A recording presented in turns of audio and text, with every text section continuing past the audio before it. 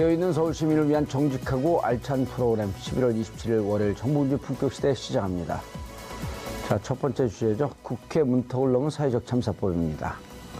자, 이 문제와 관련해서 함께 하실 두 분 소개합니다. 박주민 더불어민주당 의원 자리하셨습니다. 네, 안녕하십니까. 자, 최강욱 변호사 자리하셨습니다. 안녕하세요. 박 의원님, 네네. 낮에 하니까 편하죠? 네, 낮에 오니까. 네. 오기도 금방 오고, 네. 길도 안 막히고. 네. 또 짜투리 시간에 국회에서 안 그러면 낮잠 잘 뻔했는데. 사회적 참사법. 많은 분들이 잘 알고 있지만 또 그 낯설은 분들도 계시거든요. 네. 무슨 내용이고 언제 어떻게 됐는지 간단히 먼저 소개를 좀 해주시고요. 예, 이 법은 아까 잠깐 방송에도 나왔지만 세월호 참사와 가습기 살균기 피해 사건에 대한 진상 규명을 하고 딱 그 두 개인가요? 예, 그리고 관련된 안전 대책을 만들어서 정부에 권고하고 또 피해자들에 대한 정부 지원이 제대로 진행되고 있는지 점검하는 내용을 담고 있습니다. 예. 이 법은 그냥 일반적인 통과 방식으로 통과된 건 아니고요. 예. 신속 처리 안건 지정 방식으로 지정이 돼서 이번 국회에서 통과된 제1호 사건입니다. 1호 신속 법안입니다. 처리 안건 지정 방식? 네. 뭐죠 그게? 그러니까 국회 선진화법이 도입되면서 사실상 여야가 합의해야만 본회의에 상정될 수 있는데 그렇게 될 경우에는 굉장히 의사 진행이 어려울 수도 있다라고 생각해서 두 가지 예외를 법에다 예. 두고 있는데요. 하나가 국회의장의 직권상정이고요. 그렇죠. 근데 다른- 직권상정도 네, 무슨 그 내우 외한 뭐 이렇게 하고 맞습니다. 예. 대단히 심각한 규정으로 한정을 해놨잖아요. 예, 그러니까 국회의장의 직권상정은 예전에도 있었는데 국회 선진화법 도입되면서 그 범위를 훨씬 좁혔죠. 예. 요건을 강화하고. 예, 요건을 요건. 강화하고 다른 하나가 바로 신속처리 안건 예. 지정 방식입니다. 그러니까 180명 이상의 의원이 동의하거나 또는 해당 상임위의 5분의 3 이상 의원이 신속처리 안건 지정할 것으로 의결을 해주면은 예. 신속처리 안건 지정이 되는데 이름과 달리 330일이 경과해야 본회의에 올라갑니다. 아, 1년 조금 안 되는. 예, 그 작년 11개월이 되네. 예, 작년 12월에 그래서 발의와 함께 이제 신속처리 안건 지정을 해놨고요. 11개월이 지난 올해 11월 20일 이후에 열렸던 첫 본회의에 자동 상정된 겁니다. 예. 그래서 표결을 하게 된 것입니다. 그 신속 처리 안건으로 지정한 이유는 뭐예요? 그때 당시에도 지금 자유한국당이 반대를 했기 때문에. 예, 많은 분들이 기억하시겠지만 작년 여름에 제1기 특조위가 강제로 종료당했습니다. 네. 종료되는 것을 막기 위해서 1기 특조위 법을 개정해서 기간 자체를 연장하려고 연장하자. 했었거든요. 그렇죠. 근데 그 법안에 동의했던 국회의원이 무려 168명 정도 됩니다. 그런데 처리가 안 됐어요. 예. 그러니까 그 당시에 여당이었던 새누리당이 반대했기 때문이죠. 이것도 180명이 됐으면 가능했었던 건가요, 당시에? 예. 근데 그게 안 12명 됐던 구성했네요. 거죠. 예. 그래서 이 부분을 해결하기 위해서 어떤 방법이 있을까? 또 저렇게 반대하면은 결국 본회의에도 못 올라가니 어떻게 하면 좋을까 하다가 신속 처리 안건 지정 방식을 쓰자라고 해가지고 한 3개월에서 4개월 정도 준비를 해서 환노위에서 이제 신속 처리 안건 지정을 했고 이번에 통과되게 된 겁니다. 환노위에서는 그 자유한국당은 반대를 안 했었나 보죠? 환노위가 굉장히 좀 특이한 의원 구성을 갖고 있는데요. 아, 작년에 이 법을 통과시키 신속 처리 안건을 만들 땐 자유한국당이 아니었었는데 그때는 새누리당이었죠. 예. 예. 분당되기 전이었으니까. 네, 작년에 이제 이 법을 할 때 환노위는 되게 특이한 상황이었는데 일단 위원장이 더불어민주당 홍영표 의원이었습니다. 예. 그러니까 위원장이 만약에 새누리당이었다면 안 됐죠. 안건 자체로 올리질 않았겠죠. 그러니까 위원장이 일단 우리 당이어야 되고요. 그다음에 의원 구성에서 5분의 3, 즉 60%가 당시 야당, 새누리당이 아닌 당이어야 됐었습니다. 예. 그래서 몇 위원회가 안 됐는데요. 그 중에 하나가 환노위여서 환노위에서 지정해가지고. 환노위는 5분의 3이 야당이었나요? 예, 맞습니다. 오호. 정의당, 그다음에 국민의당 저희가 합치면 5분의 3이 됐었습니다. 예. 아주 이게 그리고 또 환노위 산하의 법안이었고.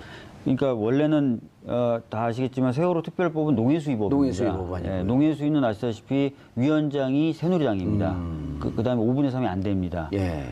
그래서 이제 이 부분을 어떻게 처리할까 고민하다가 가습기 살균제 피해 사건도 진상규명이 작년에 안 됐어요. 안 됐죠. 국정조사 특위가 가동이 됐지만 충분하게 조사 못하고 종료가 됐습니다. 그래서 그럼 가습기 살균제 사건은 또 환노위에 있으니까 예. 두 개를 합쳐가지고 그럼 환노위로 해서 발의를 하자라고 가습기 살균제는 거죠. 환노위니까. 네. 그래서 사회적 참사법으로. 예, 사회적 참사법 발의하고 신속처리안건 지정이 가습기 살균제 조사도 반대한 거예요? 세월호는 그렇다 치고. 가습기 살균제 사건 같은 경우 다들 아시겠지만 국정조사 특위가 만들어서 가동은 됐는데 부족한 기간 탓에 제대로 조사를 못했습니다. 그래서 기간 연장을 요구했는데 당시 새누리당이 반대해서 기간 연장을 못하고 종료가 됐습니다. 예. 그러면서 대부분의 대기업 관련된 조사는 하지 못한 상태로 끝났거든요. 그러니까 진상규명을 할 필요성이 그쪽도 여전히 있었던 것이죠. 예. 두 가지 사건을 같이 해보자라고 얘기가 돼서. 근데 이제 국민들이나 이런 시청자분들이 들으시면서 도대체 지난번에 이제 그 박용수 특검도 그렇고 기간 연장 때문에 늘 이게 문제가 되잖아요. 네. 근데 기간 연장을 안 해주는 게 결국은 진상조사를 하지 말라 이런 얘기 아닌가요? 왜 그래요? 무슨 이유를 들면서 기간 연장을 반대해요? 뭐 다른 사람도 그렇겠지만 세월호 일기 특조위의 경우에는 이제 그런 부분이 굉장히 셌죠. 그건 기간 산정 자체도 잘못됐다고 예. 지금 결과가 나오고 있는 거 아니에요? 방금 말씀하셨던 대로 작년 6월 30일이 기간 종료일이다라고 해서 강제로 종료했는데 예. 조사관들, 거기서 일했던 조사관들이 국가를 상대로 소송을 제기했어요. 그랬더니 법원이 그래 맞다. 우리가 법을 해석해보니 6월 30일 날 종료되는 건 아니더라. 국가가 강제로 조기에 종료했더라라는 판단이 이미 1심에서 나왔습니다. 그만큼 이제 잘못된 계산 방식을 적용해가지고 종료시켰는데요. 그것뿐만 아니라 뭐 예산 배정도 굉장히 늦었고요.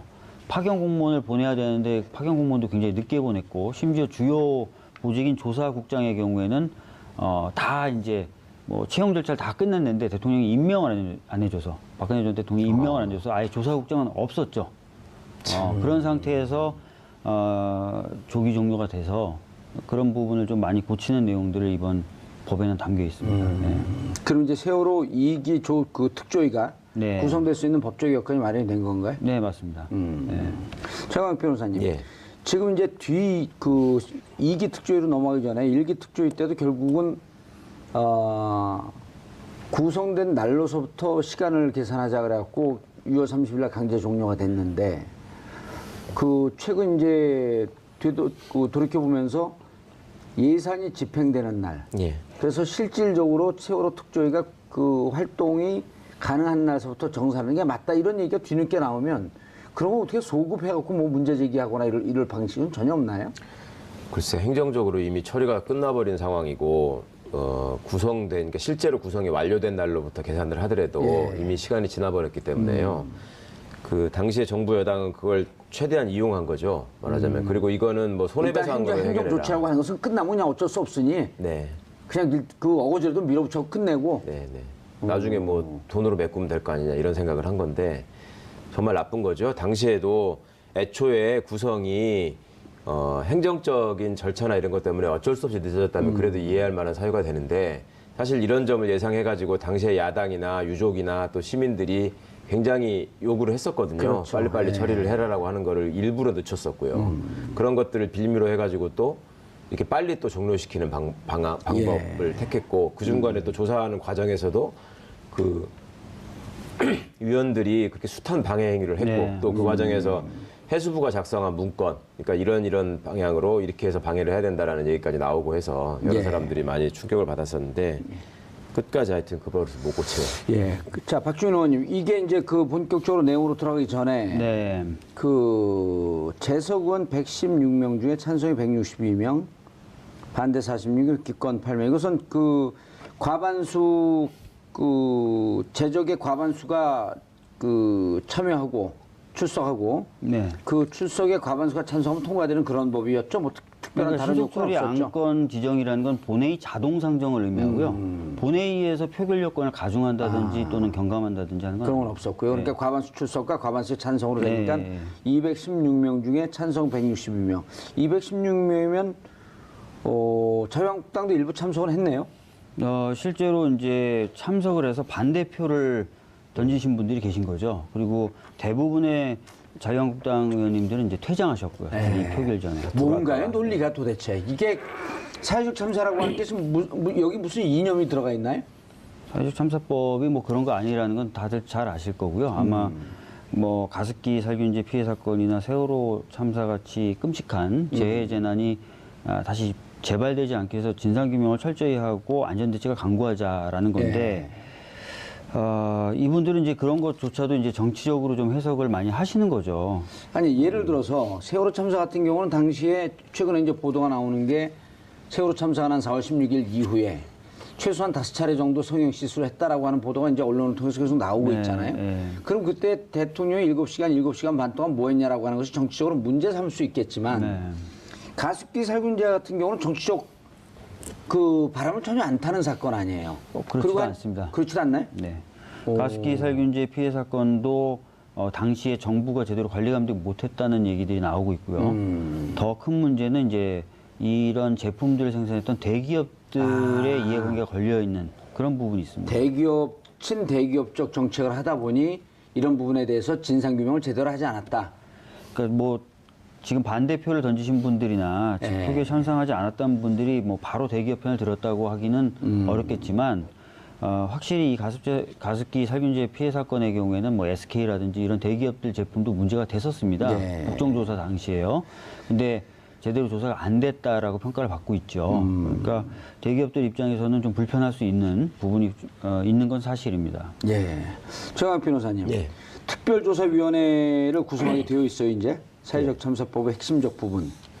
세월호 참사. 이 구성이 어떻게 되죠? 두 가지 분야로 나눠서 이제 소위원회가 구성되는 것 같은데요. 아까 말씀하신 것처럼 가습기 살균제 사건 진상규명을 위한 소위원회가 하나가 생기고 특별조사위원회 산하에. 산하에. 이쪽에 나오네요.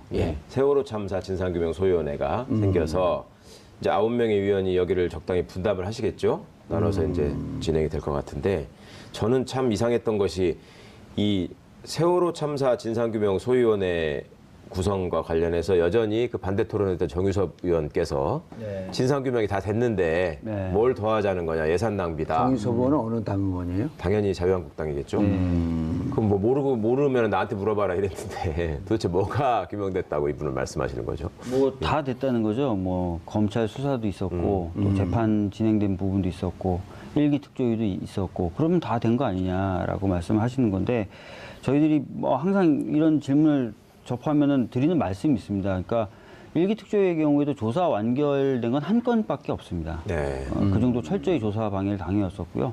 검찰 수사 관련돼서도 외압이 있었다는 의혹이 계속 제기되고 있거든요. 그래서 진상규명 작업이 굉장히 더디고 잘 안 됐을 뿐만 아니라 또 정부의 방해가 있었다라는 상황이기 때문에 진상규명 작업을 다시 해야 될 필요가 크다라고 말씀을 드리겠고 가습기 살균제 피해 사건의 경우에도 아까 말씀드렸던 대로 국정조사는 있었지만 기간이 짧아서 충분히 조사되지 못했던 부분은 당시부터 계속 지적되어 왔던 것입니다. 아니 근데 이번에 이제 누굽니까? 김영춘 해수부 장관도 사과를 했는데 요 내용도 들어가기 바로 전에 6월이 나왔는데 동물뼈가 아닌 사람뼈로 확인이 되고 그것을 보도를 늦추고 직무유기했다. 그거 갖고 지금 홍준표 원내대표 당대표가 강력하게 문제 제기하고 있잖아요. 네, 그렇죠. 그 부분에 대해서 그 가족들이 뭐 가당치 않은 얘기다 이제 이런 얘기를 하는데 사실 지금까지 진상조사를 방해했던 것은 자유한국당 쪽 아니에요? 네, 맞습니다. 예전에 이제 새누리당 원내수석 부대표였던 김재원 의원이 세금 도둑이라는 발언을 했고요. 그것이 일종의 폼을 연 거죠. 그다음부터 이제 수학여행 가다 애들이 죽었는데 왜 그걸 국가 책임지냐. 맞습니다. 그리고 그다음에 이제 새누리당의 다수 의원들이 그런 비난성 발언들을 쏟아내셨고 그 이후에 새누리당이 추천했던 일기 특조위 위원들도 공공연하게 조사 작업을 방해했던 것들은 여러 차례 확인되고 있는 상황입니다. 그러니까 이분들은 국민의 생명과 안전을 지키는 게 정부의 기본 사명이고 또 그 정부와 함께 그 정권을 뒷받침하는 게 여당이라는 사실, 그러니까 그 권한에만 집중을 하고 책임에 대해서는 생각을 안 하시는 것 같아요. 그러니까 그 책임 부분이 제기가 되면 항상 이거는 정권의 부담이 되는 거고 정권에 반대하는 사람들이 힘을 받을 수 있는 상황이 되니 무조건 정치적인 문제를 끌고 가가지고 유족을 비난하고 조사를 방해하고 하는 것이 마치 여당의 임무인 것처럼 그렇게 생각하고 행동을 하셨는데 가습기 살균제 부분도 사실은 아까 의원님한테 이제 물어봤던 이유가 이걸 진짜로 반대하는 거냐 이상하다라는 건데 이것도 사실 따져보면은 왜 박근혜 대통령이 4대 무슨 중요 그 근절 사대악. 사대악 이거 얘기할 때 그 불량식품 이런 것도 있었잖아요. 네. 불량식품도 그렇게 걱정하는 사람이 그 유아들이 가습기 살균제 때문에 많이 사망을 하지 그렇죠. 않았습니까? 맞습니다. 그러니까 정작 이 문제에 대해서는 당시에 정부기관이라면 이제 식약청이 책임을 져야 되는 문제가 있었잖아요. 네. 그 성분에 대해서 제대로 검사도 안 하고 관리 감독을 하지 않았다라는 점이 제기가 되니까 그러니까 국민의 생명이 이렇게 어이없이 쓰러지는 경우에 대해서는 아무런 책임감을 못 느끼고 이거를 그냥 방해하고 막는 데만 급급한 거예요. 아니 근데 이제 이게 제가 보기에는 그때 당시 정부가 문제가 있지만 네. 지금 자유한국당이나 이런 데가 좀 머리를 좀 쓰면 자 지금 이거 니네가 제대로 조사해라 빨리 조사하면 터면 니는 무능한 정부 아니냐고 정부를 비판한 건수가 생긴 거 아니에요? 그리고 이거 하자고 그렇게 해놓고 말입니다. 예? 그리고 정윤석 의원 얘기처럼 조사가 다 돼서 더 이상 할 게 없었다면 예. 이걸 하고 나서 나중에 진짜로 나온 게 없지 않냐 예산 낭비하지 않았냐라고 얼마든지 야당이 따질 수 있는 건데 지금 해라 그래 한번 해보고 너네 정부가 제대로 한지 한번 좀 보자 예. 이러고 찬성하고 밀어줘야 될 거 아니에요. 글쎄 말입니다. 그리고 하물며 또 본인들 입장에서도 모순인 것이 방금 봉도사님 언급하셨지만 무슨 그 유골 수습한 거 제대로 알리지 않았다라는 것 때문에 당대표라는 직무유기고 분이 뭐 탄핵이고 정권을 내놔야 될 뭐 심각한 상황이다라고까지 얘기를 했었거든요. 그렇게 진상규명을 걱정하는 사람들이 이 법안에 대해서 이렇게 끝까지 네. 또 합의해서 다 할 것처럼 해놓고 또 막판에 빠진 거 아닙니까? 맞습니다. 진행 토론 과정은 어떻게 됐나요? 토론 과정 아까 보니까 그 세월호 가족들이 다 지켜보고 있었던 것 세월호 같은데요. 가족분들뿐만 아니라 가습기 피해 가습기, 가족분들도 예. 오셨고요. 그래서 한 110명 정도 지켜보셨고 두 분이 그러니까 피해자들이 국가의 무능함 혹은 국가가 제대로 관리하지 않음으로 인해서 피해받은 대표적 사건 두 분들이 만나게 된 것도 아주 극적이에요 보니까. 네, 맞습니다. 예. 그래서 지켜보시는 가운데 이제 정유섭 자유한국당 의원은 이제 반대 토론을 했었고 윤소아 정의당 의원은 나와서 이제 찬성 예. 토론을 하게 됐죠. 예. 윤소아 정의당 의원은 그 정유섭 의원은 야단 안 치던가요? 처음에 이제 뭐 정확한 단어는 기억이 안 나는데 약간 기가 막힌다. 뭐 어떻게 저런 얘기를 할 수 그분이 있냐. 법적 용어는 잘 몰라요 윤소아 의원이. 뭐 정감 있는 말로 네, 정답 예. 토속 언어로. 네. 어. 비판을 해주셨어요. 예. 그래도 그 국민의당은 다 찬성을 했죠. 예, 국민의당은 당론으로 찬성하는 것이 이제 의결이 돼서 의결됐고. 당론으로 표결에 찬성을 해줬고요. 모철 안철수 대표가 예. 제대로 그래서 정치당 정치했네요. 오늘 회의를 하면서 이번 사회적 참사법 통과는 국민의당 덕분이다 이렇게 또 말씀하셨죠. 아 안철수 대표가. 예. 항상 그 국민의당 덕분이라는 말씀을 예.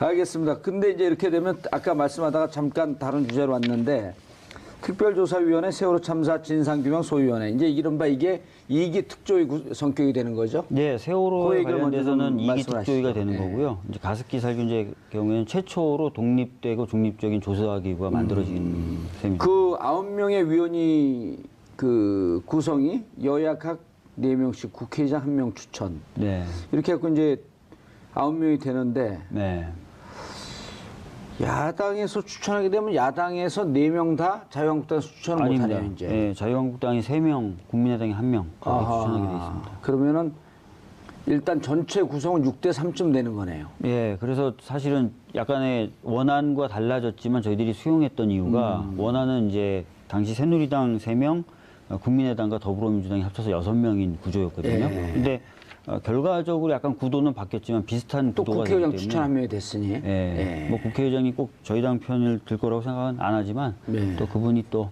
그렇게 몰상식하지 않게 아니, 중립적인 인사만 들어가도 돼요, 여기는. 인사로 예. 하실 거기 때문에 뭐 저희가 수용을 한 것입니다. 알겠습니다. 그럼 세월호 참사 진상규명 소위원회 요 내용이 어떻게 되죠? 뭐 아시다시피 이제 세월호 같은 경우에는 이제 진상규명 작업을 하는 겁니다. 예. 일기 특조위가 했던 작업도 물려받게 되고요. 지금 선체조사위원회가 가동되고 있거든요. 예. 선체조사위원회가 했던 내용도 받아안게 되고 또 독자적인 조사도 하게 되고 해서 조사를 하면 되는 거고요. 가습기의 경우에는 뭐 완전히 이제 새로 조사하는 거니까 조사를 예. 하게 됩니다. 알겠습니다. 그 최 변호사님, 네. 일기 조사 때 저희가 이제 그 많은 가족들도 그렇고 당시 야당에서 네. 특조위를 구성하면서 결국은 수사권, 기소권이 없으면은 수사가 제대로 안 된다. 네. 그러니까 이제 그때 당시 새누리당에서 뭐라고 한다냐면 수사권, 기소권 하고 그러게 되면 다 압수수색하고 그럴 거 아니냐. 그리고 청와대도 압수수색 들어가려고 대통령 그 조사하려고 그런 거 아니냐. 그럴 때 또 이제 그 박주민 의원이나 이런 그 당시 이제 민주당에서 무슨 얘기냐. 압수수색 그 영장 낸다고 다 받아주는 게 아니고 법원에서 결정하는 거기 때문에 수사권과 기소권은 가급적 객관적이고 중립적으로 진행될 것이다. 근데 이번 법 통과로 인해서 수사권과 기소권을 갖게 되는 건가요? 어떻게 되는 건가요? 이번에는 이 조사위원회가 직접 수사권과 기소권을 갖지는 않지만 법 형식상 특검을 요구할 수 있고요. 또 특검을 요청하게 되면 90일 안에 아마 국회에서 의결해서 구성을 하게 돼 있는 걸로 압니다. 그렇게 되면 조건 없이요? 네네. 그러니까 세월호 아니 그러니까 이번 특조위가 특검 구성을 요청하게 되면 거기에서 만들어지는 특검은 당연히 수사권과 기소권을 갖는 거기 그렇죠, 때문에 특검이기 때문에. 약간의 절차나 시간은 걸리겠지만 사실상 수사권과 기소권을 보유하고 있는 걸로 봐야 될 것 같고요. 과거에 유족들이 세월호 특조위 때도 수사권과 기소권을 요구했던 것이 뭐 무소불위로 정권에 타격이 되는 모든 일을 다 수사해서 우리 뜻대로 하겠다라는 그런 의미가 아니었고 이미 검찰이나 경찰의 수사가 있었지만 믿을 수 있는 성과가 없지 않았느냐. 그렇다면 독립된 기관에서 제대로 된 수사를 해서 그 부분이 기소가 되고 제대로 처벌돼야 하지 않겠느냐라는 어떤 염원에서 그랬던 것인데 그때도 당시 여당의 입장은 문제가 생기면 얼마든지 우리가 그거는 받아줄 테니 직접 수사 기소를 한다는 얘기만 하지 마라라는 식으로 자꾸 논리를 만들어서 빠져나갔는데 지금 돌이켜 생각해 보면은 결국 그 7시간, 그 7시간을 막기 7시간 위해서 반으로 또 늘어났잖아요, 30분이. 결국 그걸 막기 위해서 최선을 다했던 것이고 그 결과 이제 그 심각한 불행들이 있었던 거니까 본인들도 좀 생각하는 바가 있어야 될 텐데 걱정입니다. 특검을 요청하게 되면 특검 규모나 이런 등등에 대해서는 구체적으로 안이 있나요? 아니면 상설특검법에 따르게 돼 있습니다. 상설특검법에. 근데 1기 때도 상설특검법에 따르게 돼 있었는데요. 문제는 뭐냐면 특검 요청을 하면은 그 국회에서 의결을 해줘야 상설특검법 절차가 진행이 되잖아요. 이번에는요? 이번에는 아까 말씀하셨던 것처럼 의결이 필요 없어요? 90일이 되면 자동 상정이 돼버리니까요. 일종의 신종 패스트트랙입니다. 신종 패스트트랙. 90일짜리 패스트트랙을 만들어요.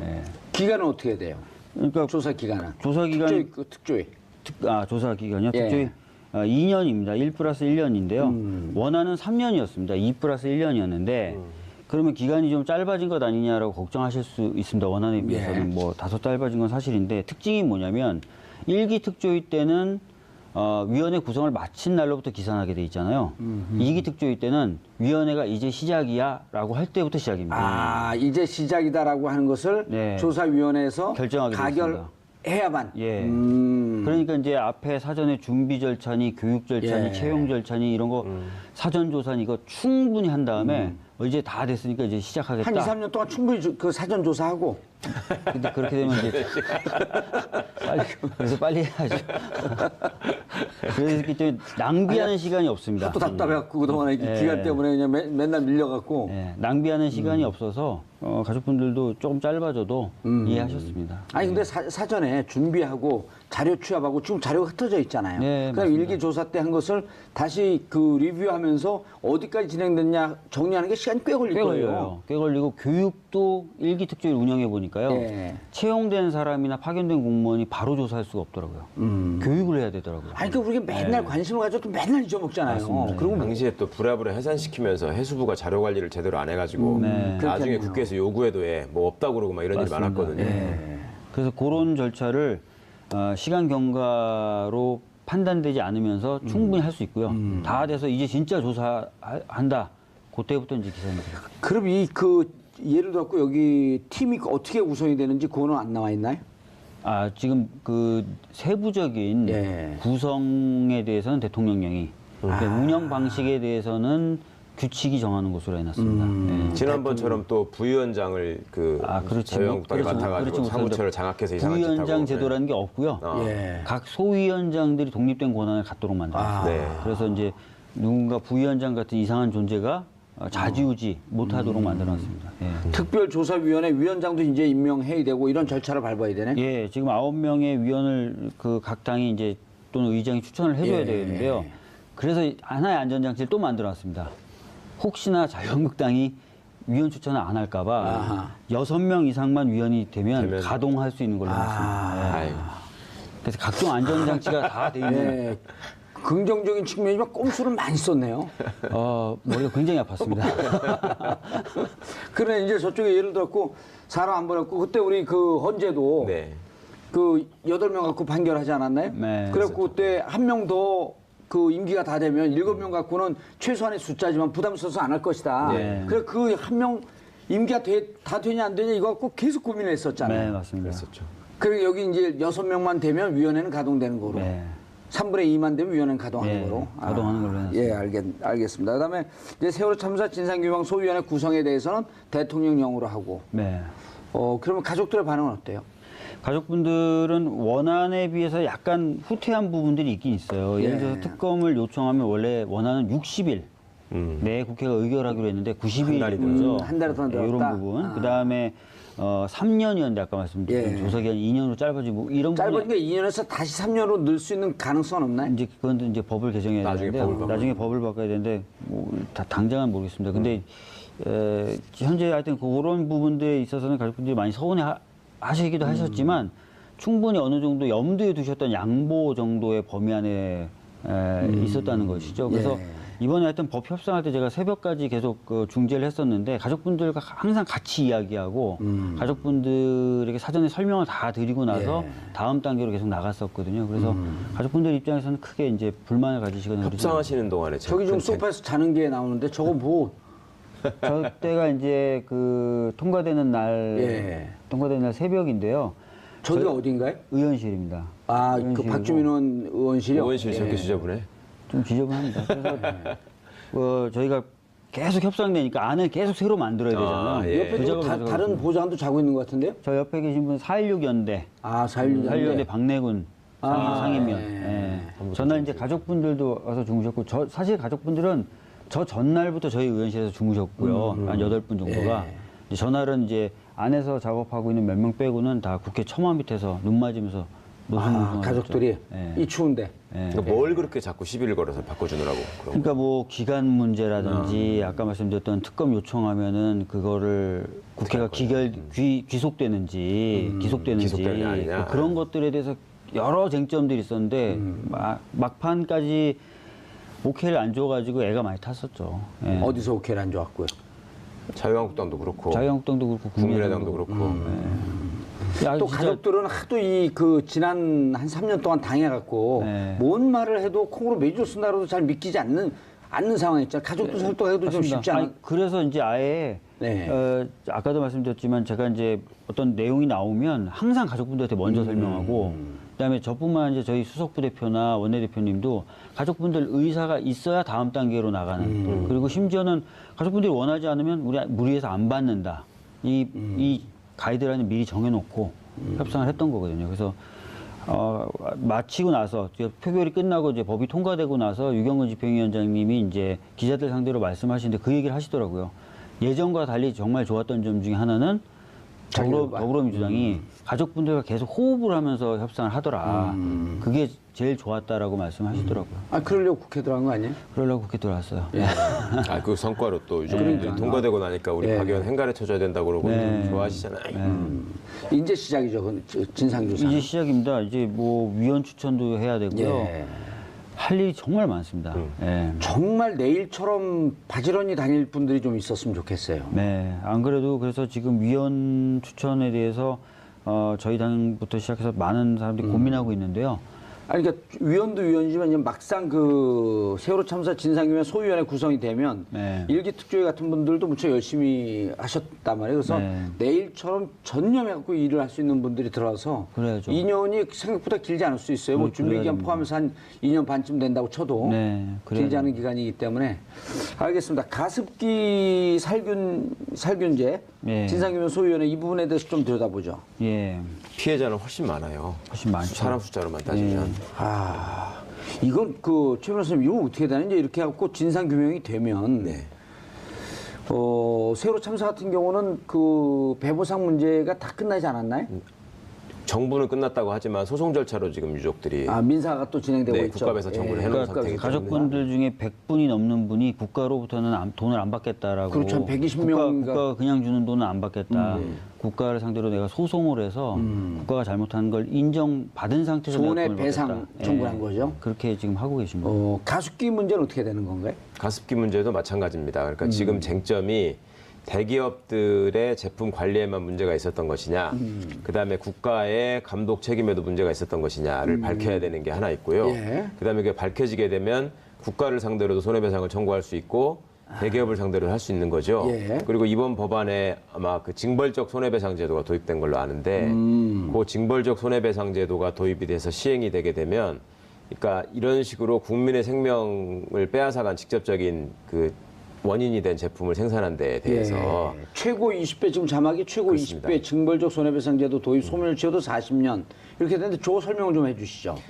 그냥 손해배상 제도라고 하는 것은 원래 그 어떤 불법 행위로 인해서 위법 행위로 인해서 예를 들어서 돌아가신 분 같으면은 그때부터 얼마까지 살 수 있었느냐, 예. 그다음에 그 돌아가시기 전에 치료비는 얼마냐, 뭐 이런 걸 계산해가지고 수입 계산해갖고. 그냥 예. 공식에 의해서 주는 건데 예. 그다음에 치료받고 있는 분들도 뭐 치료받는 돈이 얼마 들었고 그걸로 인해서 노동 능력이 얼마나 상실됐고 그걸로 인해서 잃을 수 있는 장래의 손해는 얼마냐 뭐 이런 걸 계산하는 건데 네. 지금은 그거에 얽매이지 않고 이제 그렇게 계산이 나오더라도 최대 20배까지 이게 이제 미국에서 주로 많이 이제 활용되고 있는 방법인데 징벌성의 손해배상을 예. 얘기해가지고 예를 들면 뭐 10억 원 뭐 이 정도면은 대기업 입장에서는 그냥 감당할 수 있는 건데 이걸 20배라면 200억 원이 되지 않습니까? 예. 거기다가 숫자가 지금 뭐 피해자가 몇천 명에 달하는 바에는 예, 피해자가 한 5,800명, 900명쯤 이렇게 되고 있거든요. 미국 같은 경우에는 뭐 이런 징벌적 손해배상에 한번 걸리게 되면 이제 회사가 망하게 되는 거죠. 그러니까 다시는 사회에 이런 악덕 기업은 존재해서는 안 된다. 이런 의미를 또 담을 수 있는 거기 때문에 굉장히 의미 있는 법이 지금 만들어졌습니다. 그러네요. 지난번에 우리가 여기서도 한번 다뤘었는데 햄버거병. 햄버거 먹고 신장이 이제 녹았고 애기들. 네. 그분 어머니가 이제 제비 교포거든요. 그래서 지금 평택인가 어디 살고 계신데 미국에다가 이제 영어가 되니까 미국 본사에다 햄버거 미국 그러니까 맥도날드 본사에다 전화하니까 거기서 오마이갓 그러면서 깜짝 놀랐다는 거예요. 왜냐하면 이 햄버거병이나 이런 것이 걸리면 미국에서는 징벌적 손해배상 제도에 걸리기 때문에 재판으로 가기 전에 바로 협상을 한다는 거거든요. 그러니까 뭐 최대 뭐 한 200억까지도 손해배상을 해준 뭐 사례가 있고. 몇백 배로 때려버리니까요. 예. 그런 게 이제 첫 도입이 된 건데 이게 지금 한시법 아니에요. 이 사회적 참사법은? 사회적 참사법은 지금 말씀하셨던 징벌적 손해배상제도나 이런 걸 다루는 법은 아니고요. 예. 진상규명에 관련된 법이고. 진상규명이고. 예. 그다음에- 지금 아마 말씀하신 건 아마 가습기 살균제 피해자들 위한 피해 구제법을 말씀하시는 특별법으로 거예요. 만들어낸 예. 그걸 말씀하시는 것 같습니다. 진상규명 어떻게 되고 있나요? 그 가습기 살균제는 가족들하고는 어떻게 협의를 하고 진행이 됐어요? 가습기 살균제 같은 경우도 아까도 말씀드렸지만 옥시를 상대로 한 조사는 좀 이루어졌습니다. 근데 SK라든지 이런 쪽에 관련된 한 개가 아니었었나요? 옥시 말고? 가습기 살균제 판매를 했던 예. 기업이 굉장히 많고요. 제품도 굉장히 많습니다. 그래서 여러 기업들을 조사해야 되는 상황이었는데 아까 말씀드렸던 것처럼 옥시를 상대로 해서는 조금 조사가 진행됐지만 나머지 회사에 대해서는 거의 조사가 안 됐어요. 예. 그래서 그 부분에 대한 진상규명을 해야 될 필요가 있는 겁니다. 아, 근데 이게 이제 그 4.16 참사, 세월호 참사 같은 경우는 너무나 많은 분들이 같이 현장을 보고 눈물 흘리고 분노하고 그래서 많은 관심을 끌고 있었는데 물론 그 가습기 살균제 같은 경우도 최근에 들어서 많은 관심을 끌었지만 이분들은 7, 8년, 8, 9년 동안을 외롭게 싸워온 분들이거든요. 네, 맞습니다. 아시다시피 가습기 살균제 피해 사건은 주목을 받아야 마땅한 사건임에도 불구하고 못 받았죠. 예, 지금까지는 제대로 주목을 못 받았었는데요. 뭐 이번 정부 들어서 대통령님이 직접 청와대로 피해자분들을 모시고 예. 정부 차원에서 사과도 하고 산소호흡기 달고 그랬던 예, 사진도 나오고 그랬었잖아요. 사과도 하고 그래서 이제 진상규명이 더 본격화돼야 될 필요가 있는데 마침 이 법이 통과돼서 한 2년 정도 여러 가지 측면에서 진상규명이 될 거고요. 그래서 뭔가 더 사실관계가 드러난다면 아까 말씀드렸던 손해배상 제도나 이런 것들을 활용하기가 더 쉽게 되겠죠.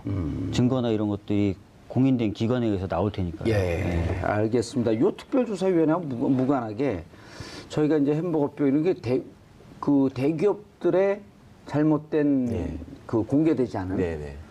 그 원인 규명도 쉽지가 않고 글쎄 말입니다. 예를 들어 햄버거병 같은 경우도 그 문제 제기를 했더니 병원에 가서 이게 원인인 것을 확인서를 받아가라. 네. 이거는 이제 그 세균이 곰팡이균이 들어가고 안에서 터져버리는 거거든요. 그 증거도 안 남는 건데. 그 차제에 징벌적 손해배상 제도 이건 도입해야 되지 않나요?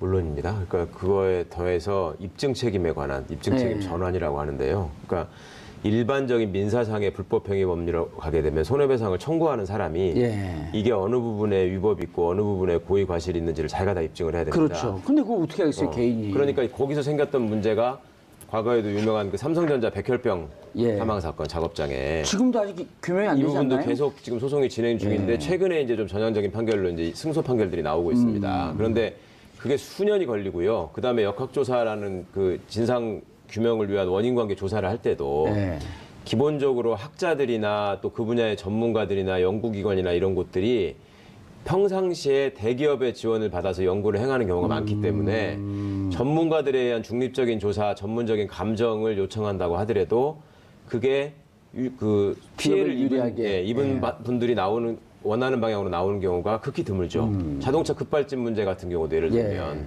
뭐 벌써 뭐 10여 년 전부터 계속 문제가 되고 있고 원전의 유해성도 원전 관련 학자 중에 그렇습니다. 네. 원전 반대하는 학자들이 없다는 거 아니에요? 네네. 그리고 뭐 의료사고 문제도 내나 비슷한 경우고요. 그러니까 이런 것들을 다 종합적으로 이미 한 20, 30년 전부터 이런 경우에 있어서는 입증 책임을 전환시켜서 완화하거나 상대방으로 넘기고 그러니까 그 제조를 한쪽에 또 보다 많은 정보와 그 힘을 가진 쪽에 입증을 할 수 있도록 넘겨야 되는 그 법을 만들어야 된다는 요구가 있었고 그다음에 그렇게 해서 이 손해가 입증되고 밝혀지게 되면 징벌적 손해배상을 통해 가지고 이렇게 그 심각한 피해를 낳은 악덕 기업들은 사회에서 영구히 퇴출해야 된다.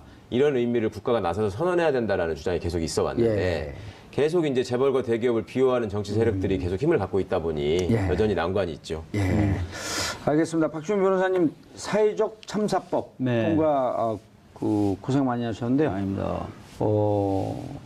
세월호 변호사로 잘 알려졌듯이 이제 앞으로 또 2년 반 정도 3년 가까이 하면 임기가 세월호로 시작해서 세월호로 마칠 것 같아요.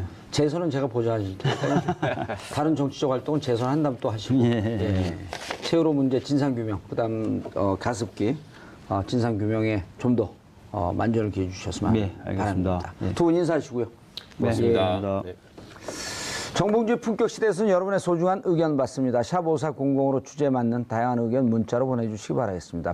그런데 처리가 안 됐어요. 그러니까 그 당시에 여당이었던 새누리당이 반대했기 때문이죠. 이것도 180명이 됐으면 가능했었던 건가요, 당시에? 근데 그게 안 12명이 됐던 부족했네요. 거죠. 그래서 이 부분을 해결하기 위해서 어떤 방법이 있을까? 또 저렇게 반대하면은 결국 본회의에도 못 올라가니 어떻게 하면 좋을까 하다가 신속처리안건 지정 방식을 쓰자라고 해가지고 한 3개월에서 4개월 정도 준비를 해서 환노위에서 이제 신속처리안건 지정을 했고 이번에 통과되게 된 겁니다. 환노위에서는 그 자유한국당은 반대를 안 했었나 보죠? 환노위가 굉장히 좀 특이한 의원 구성을 갖고 있는데요. 작년에 이 법을 통과시키 신속처리안건을 만들 땐 자유한국당이 아니었었는데 그때는 새누리당이었죠.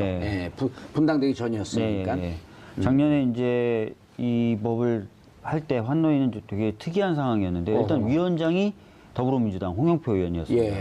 그러니까 위원장이 만약에 새누리당이었다면 안 됐죠. 안건 자체로 올리질 않았겠죠. 그러니까 위원장이 일단 우리 당이어야 되고요. 그다음에 의원 구성에서 5분의 3, 즉 60%가 당시 야당, 새누리당이 아닌 당이어야 됐었습니다. 그래서 몇 위원회가 안 됐는데요. 그 중에 하나가 환노위여서 환노위에서 지정해가지고. 환노위는 5분의 3이 야당이었나요? 예, 맞습니다. 정의당, 그다음에 국민의당 저희가 합치면 5분의 3이 됐었습니다. 아주 그리고 또 환노위 산하의 법안이었고. 그러니까 원래는 다 아시겠지만 세월호 특별법은 농해수위 법입니다. 농해수위 법안이고요. 농해수위는 아시다시피 위원장이 새누리당입니다. 그다음에 5분의 3이 안 됩니다. 그래서 이제 이 부분을 어떻게 처리할까 고민하다가 가습기 살균제 피해 사건도 진상규명이 작년에 안 됐어요. 안 됐죠. 국정조사 특위가 가동이 됐지만 충분하게 조사 못하고 종료가 됐습니다. 그래서 그러면 가습기 살균제 사건은 또 환노위에 있으니까 두 개를 합쳐가지고 그럼 환노위로 해서 발의를 하자라고 가습기 살균제는 환노위니까. 그래서 사회적 참사법으로. 사회적 참사법 발의하고 신속처리안건 지정이 가습기 살균제 조사도 반대한 거예요? 세월호는 그렇다 치고. 가습기 살균제 사건 같은 경우 다들 아시겠지만 국정조사 특위가 만들어서 가동은 됐는데 부족한 기간 탓에 제대로 조사를 못했습니다. 그래서 기간 연장을 요구했는데 당시 새누리당이 반대해서 기간 연장을 못하고 종료가 됐습니다. 예. 그러면서 대부분의 대기업 관련된 조사는 하지 못한 상태로 끝났거든요.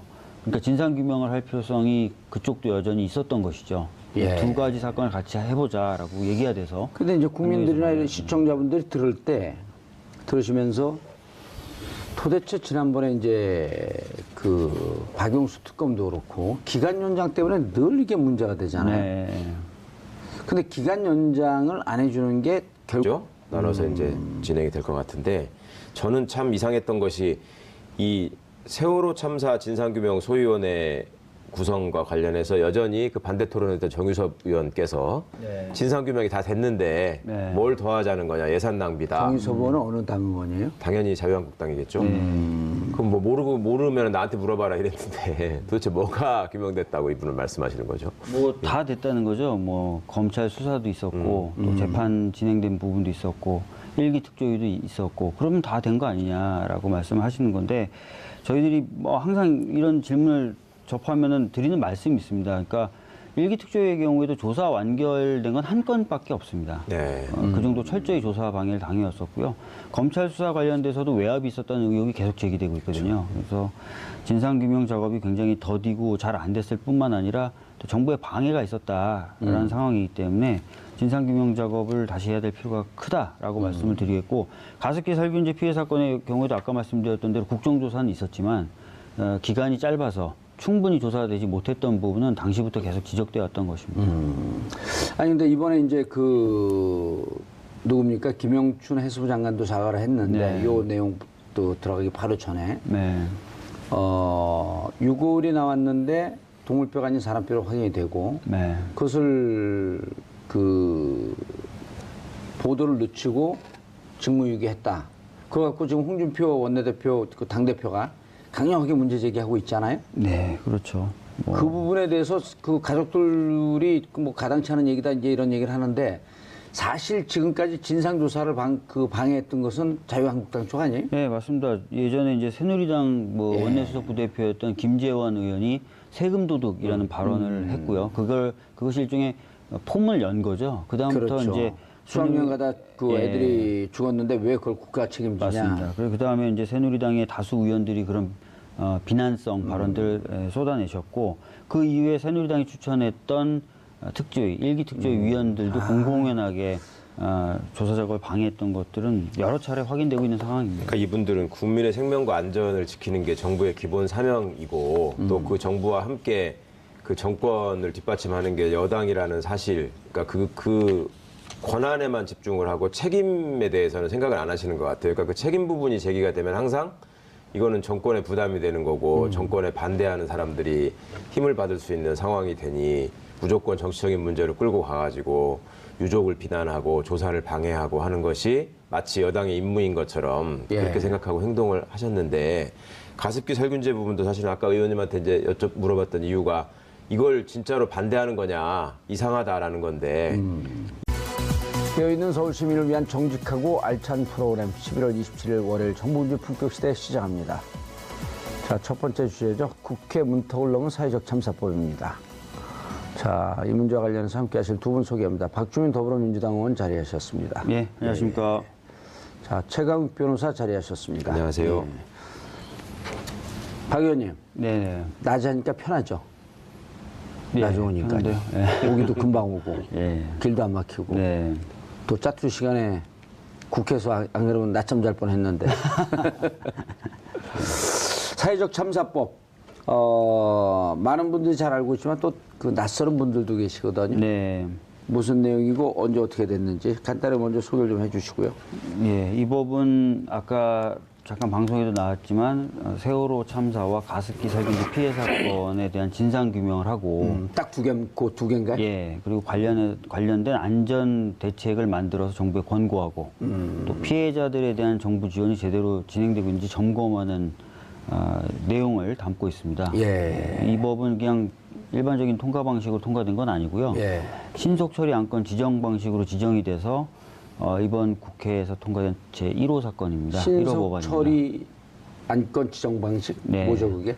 그러니까 국회 선진화법이 도입되면서 사실상 여야가 합의해야만 본회의에 상정될 수 있는데 그렇게 될 경우에는 굉장히 의사 진행이 어려울 수도 있다라고 생각해서 두 가지 예외를 법에다 예. 두고 있는데요. 하나가 국회의장의 직권상정이고요. 그렇죠. 근데 다른- 직권상정도 네, 무슨 그 내우 외한 뭐 이렇게 하고 맞습니다. 예. 대단히 심각한 규정으로 한정을 해놨잖아요. 예, 그러니까 국회의장의 직권상정은 예전에도 있었는데 국회 선진화법 도입되면서 그 범위를 훨씬 좁혔죠. 예. 요건을 강화하고. 예, 요건을 요건. 강화하고 다른 하나가 바로 신속처리안건 예. 지정 방식입니다. 그러니까 180명 이상의 의원이 동의하거나 또는 해당 상임위의 5분의 3 이상 의원이 신속처리안건 지정할 것으로 의결을 해주면은 예. 신속처리안건 지정이 되는데 이름과 달리 330일이 경과해야 본회의에 올라갑니다. 아, 1년 조금 안 되는. 예, 그 작년 11개월이 되네. 예, 작년 12월에 그래서 발의와 함께 이제 신속처리 안건 지정을 해놨고요. 11개월이 지난 올해 11월 20일 이후에 열렸던 첫 본회의에 자동 상정된 겁니다. 예. 그래서 표결을 하게 된 것입니다. 그 신속처리 안건으로 지정한 이유는 뭐예요? 그때 당시에도 지금 자유한국당이 반대를 했기 때문에. 예, 많은 분들이 기억하시겠지만 작년 여름에 제1기 특조위가 강제로 종료당했습니다. 네, 네. 종료되는 것을 막기 위해서 1기 특조위 법을 개정해서 기간 자체를 연장하려고 연장하자. 했었거든요. 그렇죠. 근데 그 법안에 동의했던 국회의원이 무려 168명 정도 됩니다. 결국은 진상조사를 하지 말라 이런 얘기 아닌가요? 왜 그래요? 무슨 이유를 들면서 기간 연장을 반대해요? 뭐 다른 사람도 그렇겠지만 세월호 1기 특조위의 경우에는 이제 그런 부분이 굉장히 셌죠. 그건 기간 산정 자체도 잘못됐다고 예. 지금 결과가 나오고 있는 거 아니에요? 방금 말씀하셨던 대로 작년 6월 30일이 기간 종료일이다라고 해서 강제로 종료했는데 예. 조사관들, 거기서 일했던 조사관들이 국가를 상대로 소송을 제기했어요. 그랬더니 법원이 그래 맞다. 우리가 법을 해석해보니 6월 30일 날 종료되는 건 아니더라. 국가가 강제로 조기에 종료했더라라는 판단이 이미 1심에서 나왔습니다. 그만큼 이제 잘못된 계산 방식을 적용해가지고 종료시켰는데요. 그것뿐만 아니라 뭐 예산 배정도 굉장히 늦었고요. 파견 공무원을 보내야 되는데 파견 공무원도 굉장히 늦게 보냈고, 심지어 주요 보직인 조사국장의 경우에는 다 이제 뭐 채용 절차를 다 끝냈는데 대통령이 임명을 안 해줘서, 박근혜 전 대통령이 임명을 안 해줘서 아예 조사국장은 없었죠. 그런 상태에서 조기 종료가 돼서 그런 부분을 좀 많이 고치는 내용들을 이번 법에는 담겨 있습니다. 네. 그럼 이제 세월호 2기 그 특조위가 네. 구성될 수 있는 법적 여건이 마련이 된 건가요? 네, 맞습니다. 네. 최강 변호사님. 예. 지금 이제 그 2기 특조위로 넘어가기 전에 1기 특조위 때도 결국은 구성된 날로서부터 시간을 계산하자 그래갖고 6월 30일 날 강제 종료가 됐는데, 그 최근 이제 돌이켜보면서 예산이 집행되는 날, 예. 그래서 실질적으로 세월호 특조위가 그 활동이 가능한 날서부터 정산하는 게 맞다 이런 얘기가 뒤늦게 나오면, 그러면 어떻게 소급해갖고 뭐 문제 제기하거나 이럴 방식은 전혀 없나요? 글쎄, 행정적으로 이미 처리가 끝나버린 상황이고, 구성된, 그러니까 실제로 구성이 완료된 날로부터 계산을 하더라도 예. 이미 시간이 지나버렸기 때문에요. 그 당시에 정부 여당은 그걸 최대한 이용한 거죠, 말하자면. 그리고 이거는 뭐 손해배상으로 일단 행정 해결해라. 조치라고 하는 것은 끝나면 그냥 어쩔 수 없으니 네, 그냥 그 어거지라도 밀어붙여 끝내고. 네, 네. 나중에 뭐 돈으로 메꾸면 될 거 아니냐 이런 생각을 한 건데 정말 나쁜 거죠. 당시에도 애초에 구성이 행정적인 절차나 이런 것 때문에 어쩔 수 없이 늦어졌다면 그래도 이해할 만한 사유가 되는데, 사실 이런 점을 예상해가지고 당시에 야당이나 유족이나 또 시민들이 굉장히 요구를 했었거든요. 그렇죠. 빨리빨리 예. 처리를 해라라고 하는 거를 일부러 늦췄었고요. 그런 것들을 빌미로 해가지고 또 이렇게 빨리 또 종료시키는 방법을 택했고, 그 중간에 또 조사하는 과정에서도 그 위원들이 그렇게 숱한 방해 행위를 했고, 네. 또 그 과정에서 해수부가 작성한 문건, 그러니까 이런 방향으로 이렇게 해서 방해를 해야 된다라는 얘기까지 나오고 해서 여러 예. 사람들이 많이 충격을 받았었는데 끝까지 하여튼 그 버릇을 못 고치네요. 예. 자, 박주인 의원님, 이게 이제 그 본격적으로 내용으로 들어가기 전에 네. 그 재석 의원 116명 중에 찬성이 162명, 반대 46명, 기권 8명. 이것은 그 과반수, 그 재적의 과반수가 그 참여하고 출석하고, 네. 그 출석의 과반수가 찬성하면 통과되는 그런 법이었죠. 뭐 특별한 그러니까 다른 요건 신속처리 없었죠. 안건 지정이라는 건 본회의 자동 상정을 의미하고요. 본회의에서 표결 요건을 가중한다든지 또는 경감한다든지 하는 건 그런 건 없었고요. 그러니까 과반수 출석과 과반수 찬성으로 되니까 네. 216명 중에 찬성 162명. 216명이면 자유한국당도 일부 참석을 했네요. 실제로 이제 참석을 해서 반대표를 던지신 분들이 계신 거죠. 그리고 대부분의 자유한국당 의원님들은 이제 퇴장하셨고요. 이 표결 전에. 뭔가의 논리가 도대체 이게 사회적 참사라고 하는 게 지금 여기 무슨 이념이 들어가 있나요?